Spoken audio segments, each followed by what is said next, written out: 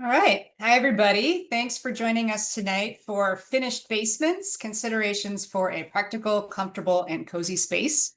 I am Carla Bruni, the Preservation and Resiliency Specialist at Chicago Bungalow Association. We will be recording tonight's presentation, so don't worry if you miss something, if you jump in late, or if you just need to kind of go back and check things out. We'll be sending that recording out in an email if you signed up for tonight's presentation. Otherwise, you can always find it on our website. So just go through the seminars page on there and you'll have access to all of our webinars that we've been doing the last many years now. Always very handy. Tonight, the presentation is going to run about 45 minutes with Mark. We'll have about 15 minutes for Q&A at the end. We'll have a pretty hard stop at 7 p.m. just to respect everybody's time, get you back outside into this beautiful evening. So no worries about that dragging out. We're going to get through as much as we possibly can, though. I'm sure there's going to be lots of questions because basements are a very popular topic with our members. Other than that, we have Monday, May 12th, we have another webinar coming up that is on protecting your property rights for the future.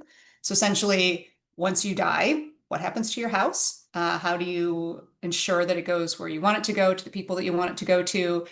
So a really great webinar on that. It is also our 25-year anniversary at Chicago Bungalow. So we've got all kinds of events we're going to be doing throughout the year. Keep checking out our website for that as well. Also, those will go out in e-blasts and whatnot. So again, just a reminder, this is being recorded if you jumped on after I said that, and you'll all be getting a recording of this. Probably an email will go out tomorrow with it.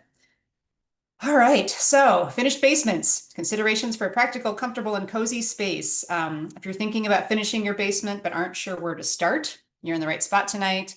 Mark Daugherty is a homeowner and member, and he is going to share his insights from his recent basement renovation of his vintage home. He's going to cover key topics like structural and moisture concerns, practical floor plans, working with contractors, mechanical, electrical, and plumbing decisions, recommended materials, and lessons learned along the way. Mark is a vintage building enthusiast and a reluctant software engineer by trade. He's lived in Chicago for about 17 years, but his fascination and frustration with vintage buildings really began back in 2013 after buying an off-kilter brick two-flat and enduring all of the attendant challenges and learned experiences. He now lives in another vintage brick two-flat in Ravenswood. It's funny how that happens, with his wife and daughter. And many of you are probably single-family homeowners. I just want to point out that interesting little thing about two flats in Chicago is a two flat is essentially two bungalows stacked on top of each other. So the layouts are pretty much identical, materials are identical. So the sizes of the basements oftentimes are even identical. So all of these are super, super relevant. That's why we love working with two flat owners as well. All right, without further ado, Mark, if you want to pull back the curtain and turn on your camera and your mic and share your screen. Just put your presentation screen in front. Sure. So if you minimize, what's that? Can you see it now? I see myself looking at myself. There you go. All right. Awesome. Okay. Thank you, Carla, for the intro, and thank you to both you and Angela for hosting me again. I had no idea that I actually own two bungalows. That's a neat bit of trivia. So thank you for that. Congratulations. Yes. Yeah.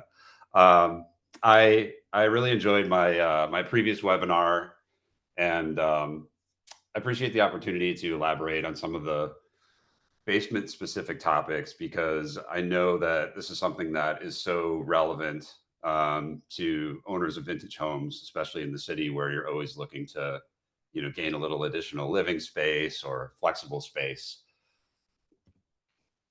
So just a little bit about me. Carla already covered most of it, but I've lived in Chicago about 20 years, moved to our home in Ravenswood, and it's been kind of like a nonstop succession of projects in the last 5 years. So before I kind of jump into the basement stuff, and just kind of like a general observation, I feel like there must be something like uniquely American about this like fascination with finished basements. Like I feel like for the last like 2 years, like friends and family who I swear I've never even talked about this with are like, so how's the basement coming? Is the basement done? And I always tell them the same thing. You have to watch the webinar. But so it's not quite finished. It's never going to be finished, but it's really, really close. So I'm excited to share some of the good, the bad, the lessons learned along the way.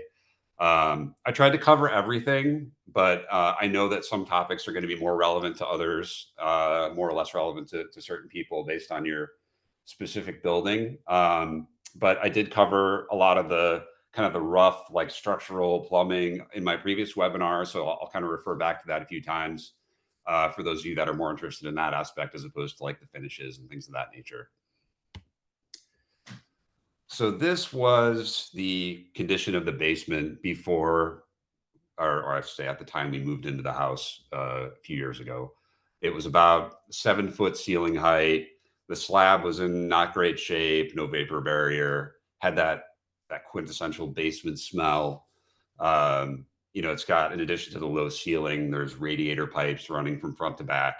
My wife and I are both pretty tall, so it was basically like very difficult to navigate the space. And we were seeing like there's definitely some evidence of previous seepage or sewer backup based on, you can even see in that top photo, there's some like rot at the bottom of those timber posts. So in thinking about what we wanted to do to transform the space is that we knew that we needed to excavate to get a little bit additional headroom. And in doing so, we would also replace those structural timbers with new steel, do waterproofing. We'd have to replace the lead service line because this would be like a permitted project and the city requires it. We wanted to relocate all of our mechanicals to one space, optimize the layout for how we plan to use it, and address like the inadequate or substandard like plumbing and electrical, which was kind of done ad hoc by the previous however many generations of owners. But the good thing is that I felt like for a lot of these things, there was kind of like a prescribed approach, like whether it was from other webinars or just, kind of like vintage houses in general. It's like there's the one ideal way to do it, follow that and you're in good shape, especially when it comes to things like waterproofing. So we felt like we had a good idea of, what we needed to do, even in the early going, to address all of those kind of critical issues. So we didn't want to start the project right away. We wanted to have like some time to live in the house for a while and figure out how we wanted to use the space, get a better understanding of what our priorities were. And it just made sense for us to work with an architect given the scale of the project. We didn't want to do things in sort of like an ad hoc incremental fashion. We thought it would be best to just treat this as like one whole project. Get the drawings for the layout, mechanical engineering, plumbing, permit it and do it as kind of like one large scope of work. So that was part of our plan, work with the architect, get the permits, the drawings, start thinking about finishes. This was like extremely difficult for us, and I'll talk about it a little more later, but it can be very difficult when you have like thinking about the old space and trying to imagine, what it's going to look like. It's totally transformational. So, but we started having to think about that so we could, try to set the scope with the GC and start looking for contractors. And as far as, I can't speak to specifics about permits necessarily, but this may be like overkill for some people, depending on the nature of your project. If you're doing just kind of ad hoc renovation, and not doing like everything that we did, maybe that's overkill. But it made sense for us. So rough budget, and I want to talk about both our project and also some hypotheticals here because I know that everyone's a little different. But for us, it was we had to do the service line replacement, even though we didn't quote unquote need it.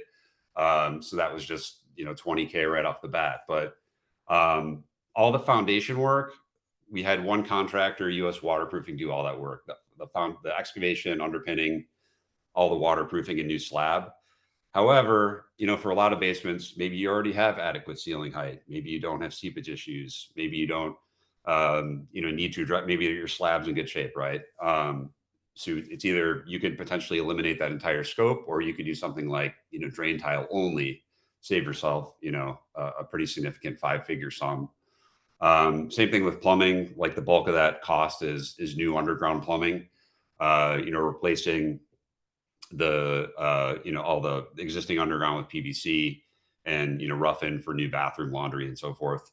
And again, with the line item for the boiler for the mechanicals, because of the nature of the project, if we're eliminating the old boiler piping because of headroom concerns, had to heat the basement, so that means there needs to be PEX tubing under the slab. And with that is the new boiler. But again, like if your existing mechanicals are fine and you're not concerned about the piping, then that's another one where you could potentially find some savings.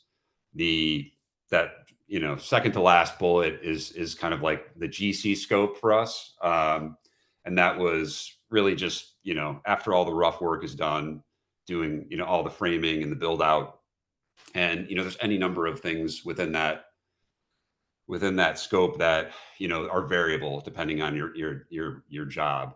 Unfortunately, some of these numbers might have gone up, but the scope is very project specific.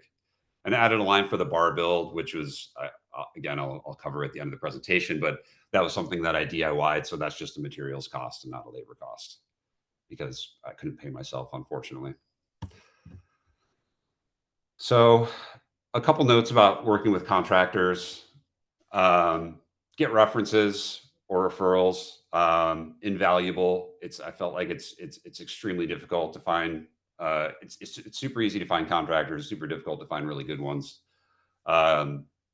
Take a look at the permit database. You can see what previous projects they worked on, and kind of use that to do some sleuthing. The biggest thing for us was timing. We had a lot of delays that in some cases were caused by materials or dependencies or other trades that were blocked, but a lot of it was just we could have done a better job of saying, hey, our expectation is that you're working on this project continuously start to finish, and not incurring a few weeks here or there for no apparent reason, or because contractors, they all want to work on as many projects as they can at any given time, right? Which, yeah, in fairness to them, fine, but it can really prolong your timeline.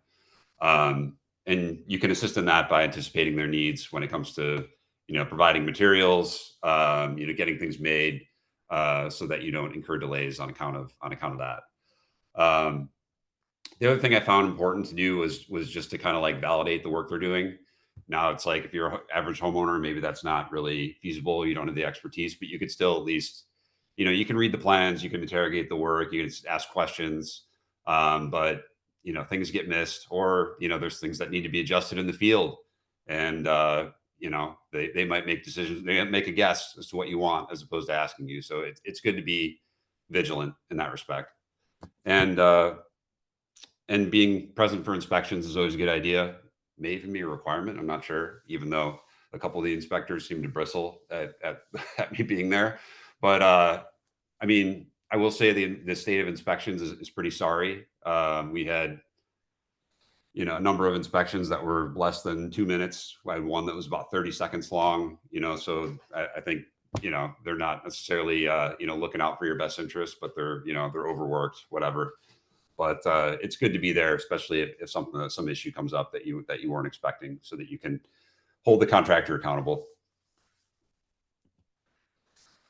So in the case of our project, we had a bunch of different trades in the mix, and our GC didn't really start until after demolition, excavation, waterproofing, all that stuff was done. We hired our own plumber, we hired our own heating contractor. So from my perspective, I just had to keep it all straight, make sure I was communicating with all those trades and trying to anticipate what they would need, making sure order of operations was followed. And I just found this helpful for keeping my own sanity and making sure that I was being proactive and communicating with everyone. So I'm gonna go through these next couple sections a little bit quickly, just because I did cover them in my previous webinar. So if there's anything in this kind of structural rough that you want to see in more detail, feel free to look that up. But I did want to cover it because it's, these are big pieces. So this was the initial excavation demolition. You can see the structural steel going in that middle shot. And that's basically, new footings, new steel, digging down in prep to lay the gravel, put in the drain tile, heat, new slab. And all that work was done by US Waterproofing. It took about 5 weeks, and they were good. This is the underpinning. So the existing footings are undermined slightly. So they kind of go in sections and like 4-foot sections and pour this concrete curb that's going to support the lowered slab. So a couple shots of the underground plumbing on the left, that's like the rough in for basement bathroom. And you can see that black pit is the sump pit that the drain tile connects to. The green is the ejector pit that the underground plumbing connects to, and it all gets pumped into the stack, which is on the right side of that photo. And on the right-hand side picture is just the perimeter drain tile. So yeah, again, you can see it's kind of sitting right next to the footing there, and it's going to get gravel poured over it. And we also, in case anyone's wondering, we did actually end up connecting the downspout into that 6-inch, that main stack. There's actually another 6-inch going under the footing, up and outside, just because it didn't make sense for us to, dump all that roof water in the backyard or in the alley. So it's all going through the house sewer, unfortunately. So this is just kind of an overview of some of those details. Replacing the house sewer with PVC, disconnecting the catch basin, that's all kind of part and parcel of, this comprehensive approach to waterproofing, where you're preventing sewer backup, you're preventing seepage. And we had quite a bit of old plumbing in the basement, galvanized copper, like a mixture of different materials. So it was a good opportunity to replace all that with copper, which in many cases really improved the flow and all that. So that was a nice benefit. So for mechanicals, the radiant slab it's obviously it's comfortable, but it's necessitated by, you remove that overhead cast iron radiator piping. There's nothing more to heat the basement. So that heats the slab. That gets connected to a manifold, which you can see at the right, at the kind of bottom right of that photo. And there's that upper manifold with all the orange PEX tubing coming off of it. Those feed into the radiators on the first floor and second floor, like throughout the house. They tie in basically wherever the old cast iron piping comes through the floor. There's just a new fitting on there. The PEX attaches to it. Nice thing with the PEX is you can route it through soffits, through joist bays, behind walls, and it's super easy to hide. It doesn't impede headroom at all, and it's orange, so it looks cool. The boiler, what looks like a water heater or looks like a tankless water heater, that's actually a new boiler. This is it's like a high efficiency boiler, so it's significantly smaller in BTU than like the old boiler, which was 175K. This is 110 because that was really all that's needed. And as far as the basement goes, we did end up installing a single, we have a wall, a mini split unit on the wall, because we were doing a whole house air conditioning project. But I will say that it's probably overkill. It really doesn't get warm or hot in the basement in the summer. It just gets humid. So you can definitely get by with just dehumidification, to another opportunity for cost savings. Yeah, same thing with the boiler piping, right? You could, if you can work around your existing piping, great. All the PEX is nice, but the old piping works beautifully. So, yeah, that's just detailing what I just talked about. I think I covered all this. The only thing I would mention is that it's helpful to do a load calculation. Pretty much I don't think any of the contractors, heating, cooling, would offer this, but there's online services that do. You basically fill out, details of the house, construction type, insulation, and they can tell you exactly what it needs for heating, for cooling, so that you're not oversizing. It's really a killer for cooling. I mean, for heating too, you're paying for energy that you're not using. So it's good to spend a couple $100, get that calculation done. And if you're thinking of upgrading your mechanicals, it's a good sanity check to have that as a reference. Um, So just one other little item I thought I'd throw in here, like a recent addition. So, we're doing all this work. I'm like, oh, what happens if our heat goes out in the winter and, the pipes freeze, or what happens if the, sump pump battery runs down? So looking into backup solutions, generator in the yard, like, my family in the suburbs, like that's not going to work. So what can I use that's compact and will buy some time? So it's this solar generator inverter solution. So you can charge it up with solar panels, or you just plug it in the wall to keep it charged. But basically, it serves as a backup. It feeds into your electrical panel via this transfer switch, which you can see at the top end of that yellow cable. That basically allows you to select, in this case, it was 10 critical circuits. So, you think water heater, refrigerator, sump pump, boiler, that you want to keep running in the event of a power outage. And in case the power does go out, flip there's a switch in there for each circuit. You could switch between line or utility power and the generator. So it's not going to keep the house powered for a week and a half, but for a couple days, in the event of increasingly unpredictable weather, power grid stability, all this kind of stuff. I mean, knock on wood, right? I mean, I feel like we've been really fortunate. We've had only a couple brief power outages, but who knows what the what the future will bring. So nice to have, protect your investment sort of thing. So getting into the layout of the finished space. So this is the floor plan we developed with the architect. The entrance is at the rear, coming off, like typical, a lot of these two flats, you have a rear porch. So that's where the back stairs are. And, for us, it made sense. Like, let's put the big, like kind of rec room, flex room, right when you walk in the space. Right. And then also it made sense for us to locate that utility or mechanical room at the back too, which is also our laundry room, just because realistically, that's probably the room we'll be using the most, right? Doing laundry, cleaning things up. Like, in our case, it's like we work outside a lot. So you're coming in dirty, you want to be able to bring your stuff straight to the laundry without, tracking, all the way through the basement, like that sort of thing.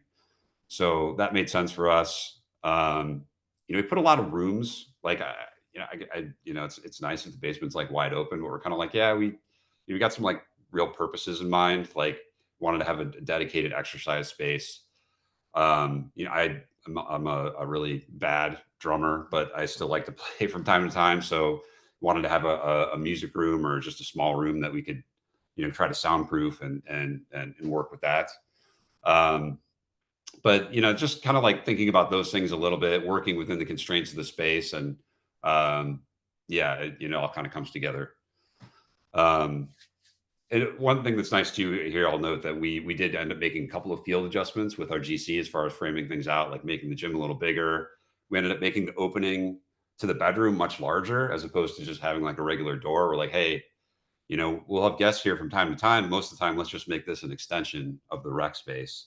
So have a nice big opening for that, so it feels like a more open, more inviting.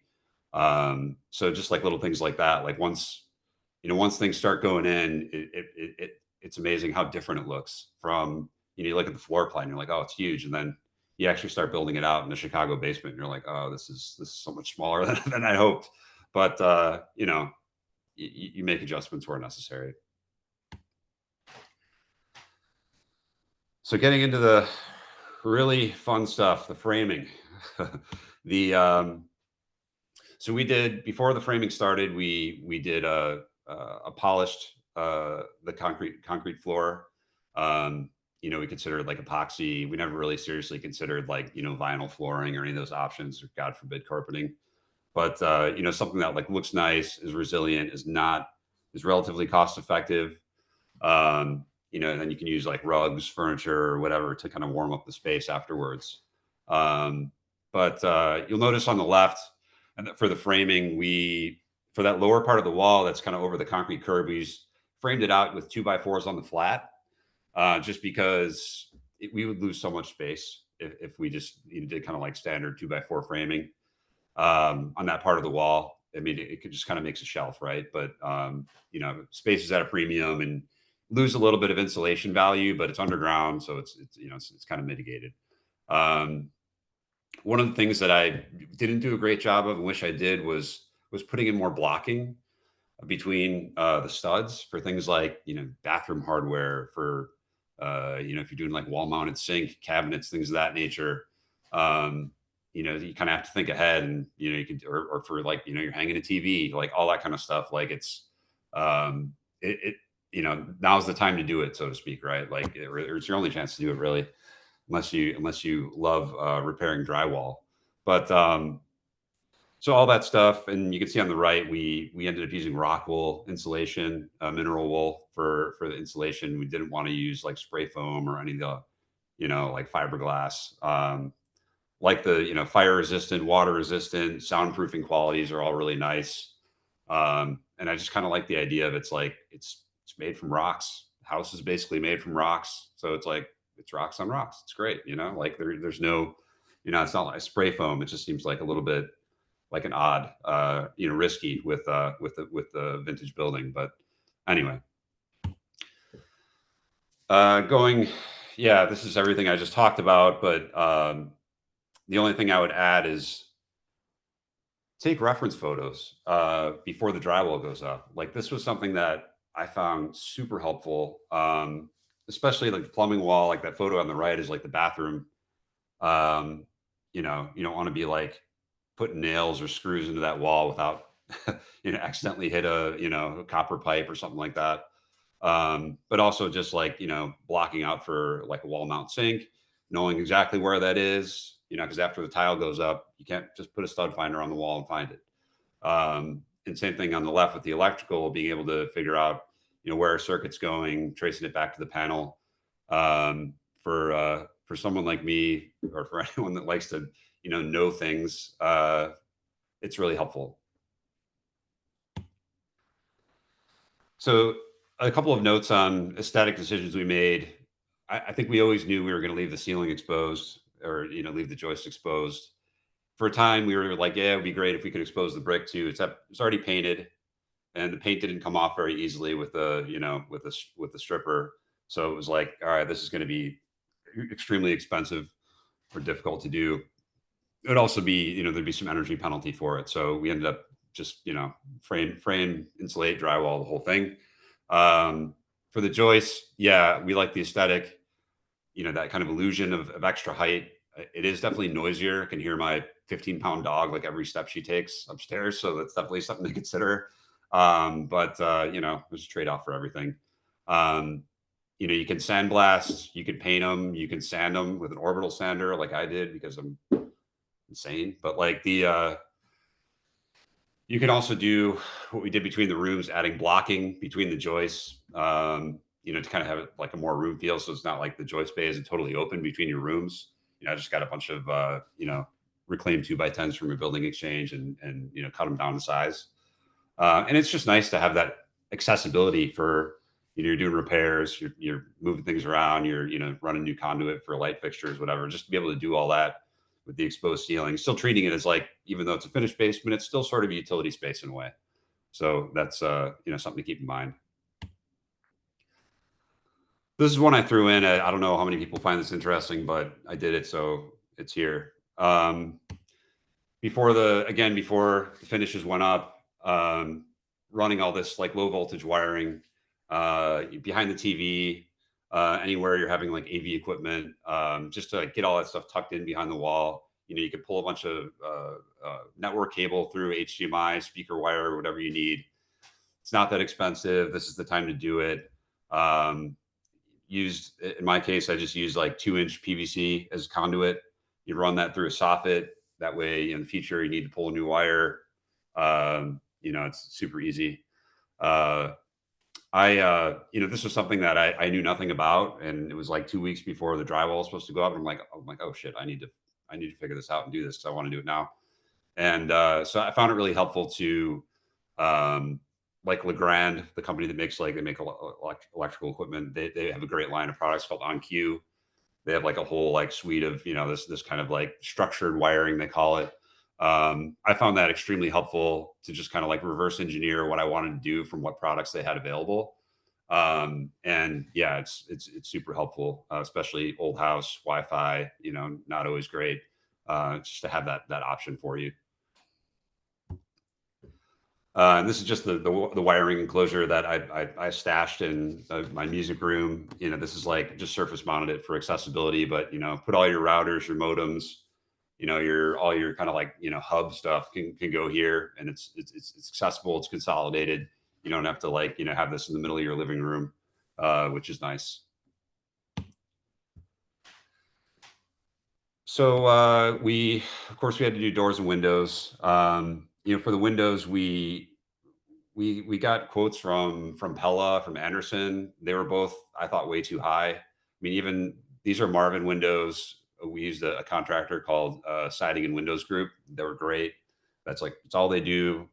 And they were 30 some percent less than in either Anderson or Pella when it came to, we 6 awning windows in the basement. So I would recommend that if you're doing like a Marvin window or a nicer window. And then the doors, yeah, like we're going for this kind of like, I'll touch on it, but kind of mid-century retro vibe. So like these are just the GC source. These, I think they're from like Evanston Lumber, but they're just MDF core, unfortunately. But solid wood would be like astronomically expensive. So we knew we were going to paint them, so that's what we went with. So getting into the finishes, we found it really helpful. I say we, my wife and I, because we're obviously enduring this project together, but to have something of a design philosophy without sounding too pretentious. But project is long, and it's all these decisions to get made. It's helpful to have kind of like a North Star for what you want to do with the space, what you want it to look like. Especially with such a big investment, time, money, everything.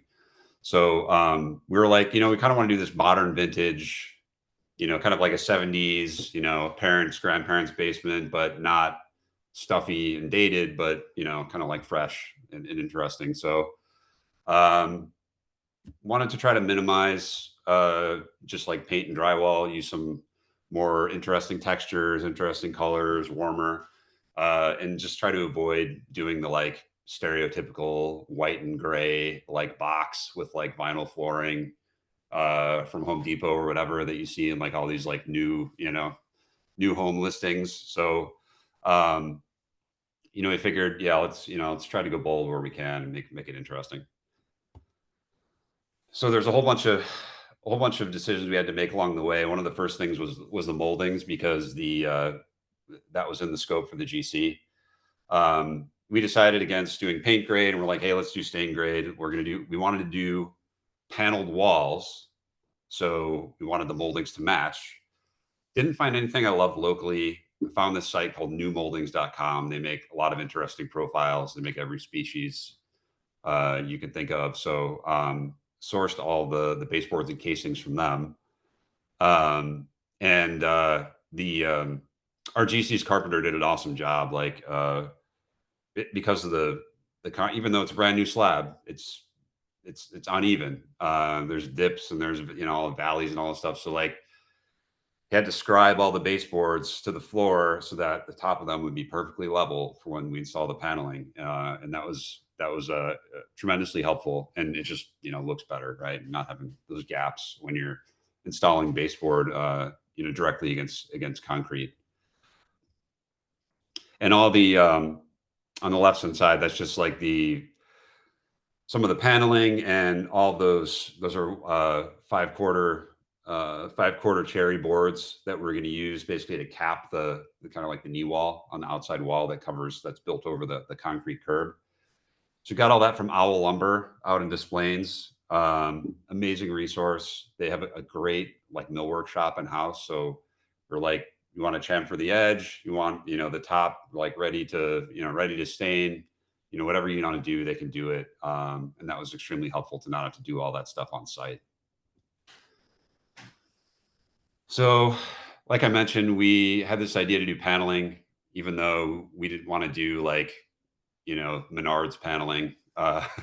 We wanted to figure out something that was a little more modern. So again, like a couple trips to Owl, looking at different types of wood, different paneling options, watching some YouTube videos, and decided on this like this is 1/4 inch cherry plywood paneling, or just cherry plywood.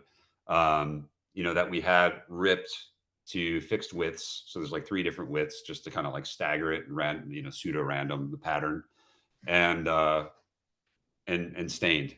The Yeah, so again, like Owl did, all the milling of all those rips at their shop. So everything was pretty much perfect.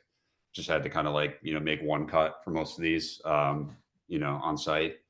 And this I installed all the paneling myself. I just couldn't agree on the timing or cost or anything with the GC. It was the end of the project. So they basically, we cut bait after the moldings were done. And so that paneling is just, yeah. And there's an 1/8 of an inch reveal. So the wall is painted black. Paneling goes up over it with panel adhesive and pin nails where necessary, and just use like an 8-inch flat bar to set the reveal. And that's kind of the look. So it's kind of, yeah, it's not like one 4x8 sheet. It's kind of a pseudo paneling in a way. So this is just a completed shot. You can see the outside wall. It's got that wall cap on it. That's not the best photo, but it's the best one I had. And that's like kind of the enlarged opening to the, quote unquote bedroom. And you can see how the paneling looks with the, offset against those doors. So for the outside walls, again, like the way the GC left it was just, painted drywall. We were really keen on, again, like warming up the space, varying the textures. So we, went over to JC Licht in Andersonville, looked through their catalog of 10,000 different types of grass cloth before finding one that we liked. And we had this installed by a professional, a guy that they recommended, who was great. Again, just like kind of mixing up the textures, making things a little more interesting, as opposed to just, it feels with the drywall, just feels kind of plain. So this is the finished like rec room, with the TV and all that. I super happy with how this turned out, just because, again, like doing that pre-work of, getting all the wiring like buried in the walls, those enclosures, so that I could just kind of neatly tuck everything in. And it's actually other side of that wall is the mechanical room. So like some of the wiring for like the sound bar and stuff is just drilled through, and it's hidden in the mechanical room under the water heater. So maybe not the most elegant, but it looks good from here. So that's really all that matters. For our bathroom build, this was just like, again, like a good example of trying to kind of stick with our design plan, go bold. It's like these are like cement tiles. Like for those of you that have looked at like cement tile shop or whatever, there's so many like wonderful like patterns and designs, and I was like, yeah, that'd be really cool, because like the bathrooms in the rest of the house are white and gray and boring, and like, so this was like a fun opportunity to do something different that also kind of meshes with the retro vibe. So this was kind of a fun one.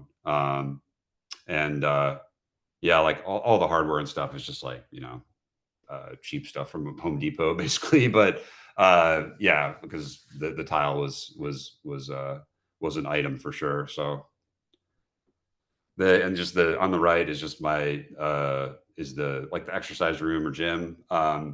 that's a good example too. Like both in the gym and in our mechanical room, we just did plywood walls for everything, as opposed to like doing drywall and just it gets damaged and you can't hang anything easily. But plywood's great, especially for like a utilitarian space like this, because you can hang things anywhere. Um, Different vibe, more durable. So yeah, something to consider for those not living spaces. Although apparently plywood's cool again. You're like seeing it in restaurants and stuff like that, and like OSB seating and stuff like that. So maybe you can use plywood in your rec space too. So this is just again like a recap of the materials we used for the project, and where it was sourced from.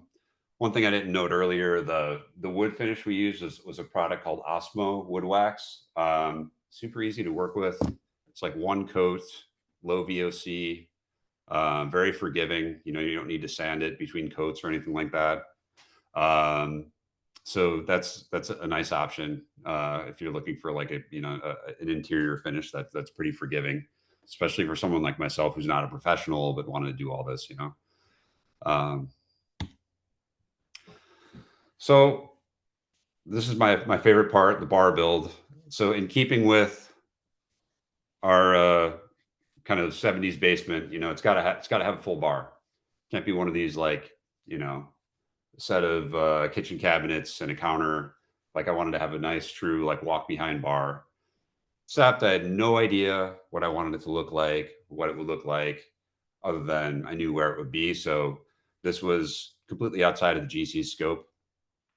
And it was something that I just kind of have been working on myself for the last like 6 months. But started with just the wall cabinets, ended up just getting those from IKEA. Uh, it's like they're fine. Their online kitchen planner was a great tool just to kind of figure out what fits in the space. And yes, the install was, I mean, it's IKEA, right? So it's a little bit ridiculous, but it wasn't that complicated to do. Um, and then just like because I was having so much trouble deciding on things, I tried to really design for flexibility, especially with like thinking about electrical, right? Like the GC had to get the electrical done before he left. So it was like, okay, well, give me a junction box in the ceiling and the, in this joist bay, I can run a whip off of it for whatever lighting I'm doing or extend the conduit. No big deal, right? The ceiling's open. Or in the case of the bar here, like I'm pretty sure that's where the front bar is going to be. Just, run the conduit there and then easy to extend later on. So just trying to think ahead a little bit and try to build flexibility into what you're doing or what you're having your contractors do is hugely beneficial. So on the left, this is my like mock-up for the for the bar top and bar rail. I had spent a lot of time trying to figure out like the right dimensions and all this kind of stuff. A lot of it was just kind of improvising. I know a little bit about all this stuff. It was just kind of like how do I do this in a way that makes sense, but it also is not it's like it's still a small enough basement where it didn't want to make it too big, but wanted to be large enough to be comfortable. So mock-ups are super helpful. On the right hand side is the countertop for the kitchen cabinets. So this is all made from reclaimed pine that I had laying around from I don't know what, but I have a lot of just wood stashed away in the garage. But I milled that at Chicago Industrial Arts and Design Center. They do woodworking classes. They do open shop time. So I'm a member there. Just a little plug for them, but great resource. But I brought in all the old stuff, milled it down, glued it up. Did the sink install. Again, like happy with how it turned out. Just kind of get a little mixed from all the cherry elsewhere. So once again, for this, you can see the cabinets on the left, or sorry, the shelving on the left. Those shelves are the same material as the countertop. The actual overhead shelving, the brackets were from Etsy of all places. There's a ton of like little shops on Etsy that do like custom fabrication. And this was like, okay, I just, use a couple bottles, do a little mock up. How much, what height do I need? And, had it built. And and you could see like the mirror behind the bar. That was one that we, Chicago Glass and Mirror did the install for us. Um, just to, I couldn't figure out what I want to do for a backsplash. Well, just do a mirror, like smallish space makes it feel a lot larger, gives that nice illusion of depth. The old style sign was an alley find. Had that repaired by Neon Shop Fishtail in Bucktown for 125 bucks. So I don't know why someone threw that out, but yeah, and the front bar again, like the design was just kind of sketches and iterate on it, but the materials are all from Owl, except for the bar rail. There's again like an online place that has a style I really like, and they also had that offered that radius corner, which I think is really sweet, like finishing detail. So yeah, 6 months of amateur labor is this is what that gets you basically. um, so yeah, but once again, it's like, yeah, I had no idea what this would look like, but it's this is a good thing where it's like yeah, some decisions have to be made up front, but it's nice to be able to kind of feel what the space, how the space feels, layout, placement, all that kind of stuff. Um, when things are done, you can finally like, okay, I can start making some of these decisions and locking down, dimensions and aesthetics and all that kind of stuff. So, uh, yeah, and this is just more of the details that I already talked about, but I tried to mention all of the the sources where I got stuff or contractors in some cases. But if you need if you want to know anything more specific, please reach out to me. And I've included resources for some of the things that I talked about. Um, but yeah, again, I provided my contact info here. Feel free. If you have more specific questions, I'd be happy to answer them. Thank you. Awesome. Thank you so much, Mark. It was really cool to finally see this whole process. So, and I You love and the me both. Chicago Industrial Arts and Design Center. I used to weld there. Cool. Yeah, we do have some questions. And one of them was actually about all of those resources I saw somewhere in here. Again, we're going to be sending out this presentation to everybody. You'll probably get it tomorrow. So you'll be able to easily find them throughout the slides and stuff is in there as well. So thanks for laying all that out. That's incredibly helpful. And I love how the bar turned out. That's pretty great. Somebody had asked if there's a breakdown of costs for the various projects, digging down, PEX heating versus radiators, drain tile systems, et cetera. Said it looked like around a 75K project. And I know you broke down a lot of the stuff for folks. I don't know if any of those, I can't remember if you talked about the excavation costs, Yeah. Well, stuff. it's a little bit difficult because in some cases it was just kind of like one scope of work. Um, like for example, like excavation, drain tile, new slab, underpinning. That was all like one contractor, one job, one price. So, um, I tried to reach out to one of the guys to say how much is this kind of drain tile alone, just to add that on that slide. But I can't speak to like the individual line items at that detail because I just don't know. But Yeah. yeah, Um, A couple questions we had about the ceilings. One mhm. asked if the city requires finished ceilings to be considered habitable and to pass inspections. I noticed that some were exposed and some were enclosed. Yeah, Um, yeah. I think at one time I probably knew exactly what what the requirements were, but I will say for practical purposes, it was never an issue. Um, I mean, it never came up in the court. I mean, we had many inspections from many inspectors of varying levels of interest and yeah. skill level, but yeah, it wasn't. I mean, it was something I think we mentioned to the architect too, and she didn't seem to think it was a problem necessarily. And I've certainly seen it in many another basement as Yeah. well, for what it's worth. And sort of just to piggyback on that, what about sound issues? And I know you mentioned your drumming career, but in terms of that transfer of sound from the basement up to the first floor. Yeah. It's not great. I will say it's very much a trade-off. And there's not really a great, like I put some, even though like I put some insulation in the ceiling in the mechanical room, even though it's exposed. But in that main like rec area, which is right above our kitchen, for example, or right below our kitchen, sorry. It's there's no getting around it. Because you just kind of can't have it both ways, right? Uh, but can't beat the look. True. Um, Someone asked, as a software engineer, do you have recommendations on the amount of low voltage cabling you need? For example, Yeah. 1X coaxial, I don't know. I'm not sure what all these things mean. 1X Cat 6 per room, etc. Yeah.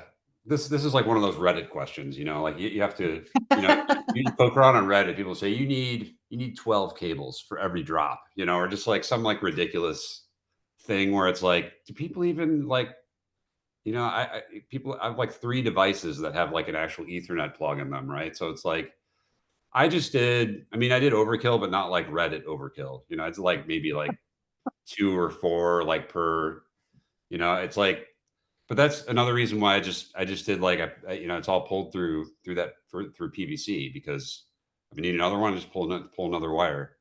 Um, but I actually haven't even used any of them so far because I've been too lazy to hook up the router. So Got yeah, it. Okay. but Um, yeah, no strong recommendation. can you talk a little bit more about the decision to move forward with polished concrete flooring? Someone wanted to know if there was a difference Sure. between that finish or tile, like why you chose it. Tile. Well, we never really considered tile just from like an aesthetic perspective. I mean, I think it would be an excellent choice for basement. I liked because we were originally thinking like epoxy, and they have all these kind of like epoxy finishes that just look like bowling balls and stuff like that. And like those are all cool, but like when we were talking to one of the guys we were talking to getting a quote from, he's like, yeah, we can do polished concrete. It was I think maybe even a little cheaper, but not dramatically than epoxy. But I just like the durability of it, and Mhm. the fact that like there's just I mean, it's kind of like a little bit of a. It's not an industrial aesthetics. I feel like you see it in like restaurants and like places that are like super nice nowadays, and because of like the aggregate and everything that was in the concrete, it ended up looking really cool. It looks almost like terrazzo. That was kind of like an unexpected benefit, but and they can stain it too, so you can have it stain different colors. But it's nice because like yeah, like you could just put like rugs down and do all these kind of other things to kind of like make the space feel a little less cold. Um, and yeah, so I mean, it ultimately comes down to aesthetics. So long as you're avoiding like things that are absorb water in the Right. carpet and wood and stuff like that, right? So Yeah, best for sure. avoided. Can you speak to how you dealt with egress from the bedroom? I know this Mm. has come up in another project recently. Yeah. Did you enlarge the window? Did you have to lower the sill height, etc.? No, this was another one similar to like the finished ceiling question where we went through this with the architect, and she raised the same concern, and it was basically like ultimately it ended up being okay, and I can't remember exactly why because yeah, the type of the windows too, the awning windows don't they open to the outside but they don't open fully. Mm. So it's like theoretically a hazard. So unfortunately I can't speak to the specifics of the code, but we didn't have to make any changes there for one way or another. And I've got lots of smoke detectors, so that's like that's one thing I would say. Mm. Yeah. Okay. Um, what is the square footage of the basement? Somebody wanted to know. I'm just trying to Oh, see how many of these we can knock out. it's about 1100. 1,100. Yeah. Somebody asked how you, and I think I know what the confusion here. Can you explain how stripping slash removing paint would cause a loss of heating efficiency? I think he's thinking about when you said you were Yeah. trying to keep exposed brick and Yeah. you would lose that. that extra Yeah, layer. it's not the paint stripping that's the issue. Like I mean, there's issues inherent there, right? Somebody already painted it. Like if it wasn't painted to begin with, I would have like more strongly considered leaving it exposed. But having it painted already is a problem in and of itself, right? Because brick isn't supposed to be painted, at least not with lead paint or acrylic paint or whatever. Um, for reasons that I'm sure Carla knows extremely well. But like, Moisture yeah, issues, yeah. it's covered in other webinars. But the issue for us was just like, if we leave the brick exposed, there's going to be very little R value in the walls, so heat loss becomes a much larger problem. So it's like larger boiler, more tightly looped PEX tubing, all these kind of things, right, to try to offset. So you're just losing more heat to the outside. And in our house, like probably a lot of members' houses, most of the upper floors are uninsulated as well, right? So trying to get gains where we could in terms of energy efficiency. And the basement is by far the most comfortable room in the house. No, Hmm. I mean, by far. Uh, yeah, the radiant heat plus like nicely insulated walls, it's very, very comfortable. So for what it's Excellent. worth. Okay. Someone asked, was the basement excavated by hand or were they able to get equipment in there? By hand.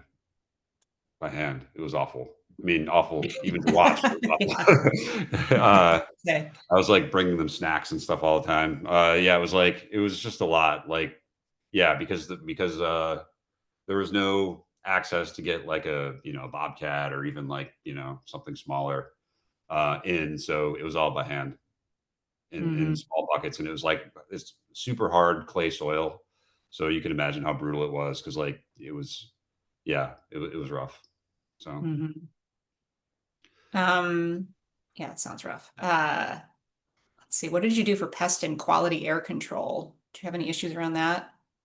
Um, that's actually on my to-do list because I've just been meaning to do just have like an air purifier, like just like a standard, room size unit.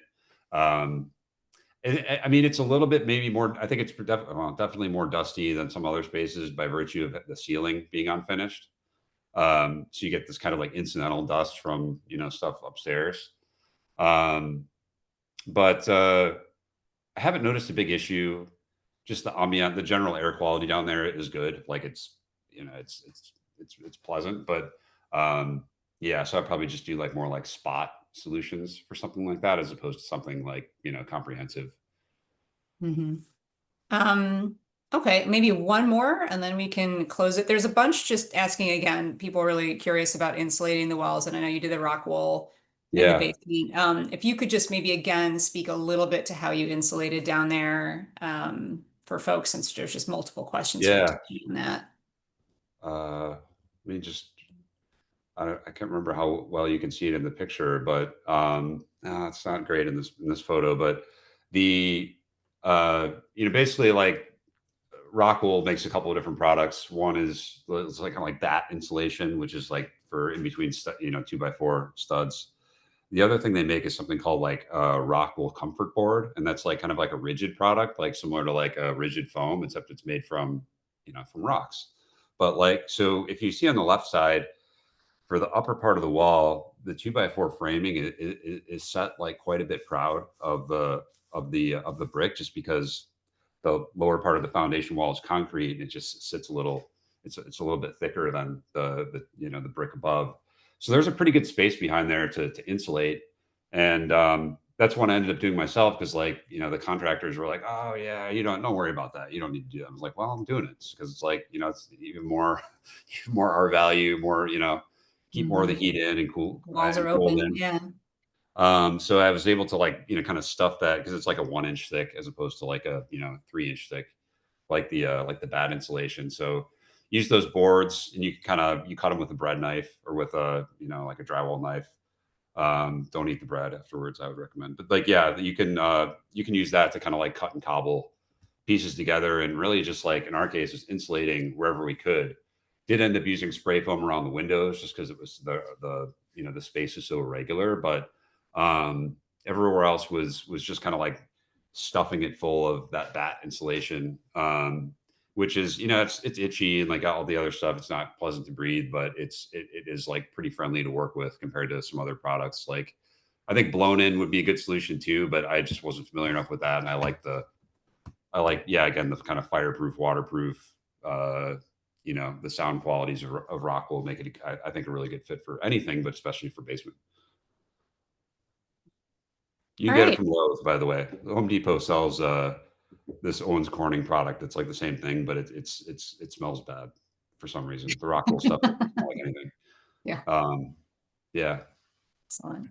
Awesome. We got through most of it. We're a few minutes over, so I'm going to respect everybody's time and bid you a thank you, a huge thank you. This was really helpful. Again, it's so good to have like the homeowner slash also like GC by necessity sort of perspective on all of this. So thank you so much, Mark. And we again are going to be sending this out to everybody. So you're going to have all of these references available to you. All the stuff that Mark mentioned tonight is going to be in there. We have other webinars also on insulation and, a million other topics. So you can kind of drill deeper into some of that stuff as well if you really want to geek out on it or you're in the middle of a project. So don't be shy about going through all those. All right, everybody get outside while it's still nice out. Mark, take care. Thanks again. Really Thank appreciate you. it. And we will see y'all soon. Thanks. Bye.